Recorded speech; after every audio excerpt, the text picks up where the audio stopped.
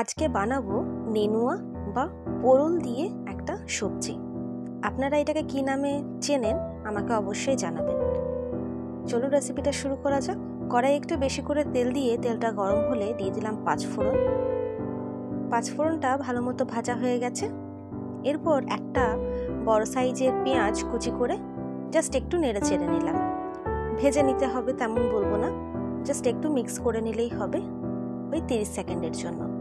তারপর নেনুয়াটা কেটে ধুয়ে রেখেছিলাম, খোসা ছাড়িয়েও ছিলাম, সেগুলোকে দিয়ে দিলাম। তেলটা বেশি নেওয়ার কারণ এটাকে ভালো মতো ভেজে নেওয়ার জন্য। এরপর 2 থেকে 3 মিনিট আমাদেরকে ভালো করে ভেজে নিতে হবে। তবে দিয়ে দিলাম স্বাদ মতো নুন, হলুদ আর চিনিটা একটু বেশি দেবো কারণ এটা একটু মিষ্টি মিষ্টিই হয়। আবারও এইগুলোর সাথে ভালো করে ভাজতে থাকবো। নুন দিলে একটু তাড়াতাড়ি ভাজা হয়, তাই নুনটা আগে থেকে দিয়ে দিলাম। ভাজতে ভাজতে তেলটা কিন্তু দেখুন অনেকটা ছেড়ে এসেছে, তাই দিয়ে দিলাম আদা, রসুন, কাঁচা লঙ্কা বাটা। আবারও কষাবো। আমার এই ছোট্ট চ্যানেলে যারা নতুন, অনুরোধ থাকবে চ্যানেলটিকে সাবস্ক্রাইব করে পাশে থাকা বেল আইকনটা ক্লিক করে অল নোটিফিকেশনটাকে অন করে দেবেন। দিয়ে দিলাম একটা মিডিয়াম সাইজের পাকা টমেটো, কুচি করে দিয়েছি, রাফলি চপ। সেটাকে দিয়েও 2 মিনিট কষালাম। তারপর দিলাম সিদ্ধ করে রাখা আলুটাকে দিয়েও 2 থেকে 3 মিনিট নেড়ে চেড়ে কষিয়ে নেবো মশলার সাথে। ওইদিকে আমি ভাঙা ছোলা সিদ্ধ করে রেখেছি।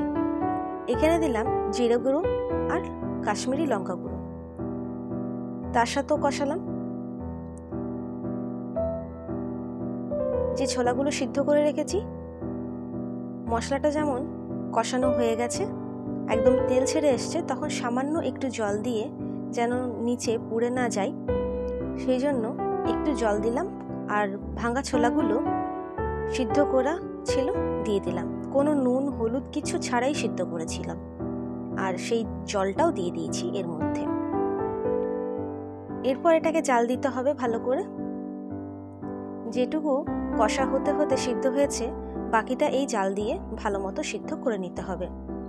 5 থেকে 7 মিনিট জাল দিয়েছি। সব আলু, নেনুয়া সব কিন্তু গোটা গোটা। দিয়ে দিলাম ওপর থেকে কিছুটা গরম মশলা গুঁড়ো। আমার রেসিপিটা ভালো লাগলে অবশ্যই লাইক করবেন, কমেন্ট করবেন, পরিবারের সাথে শেয়ার করতে ভুলবেন না।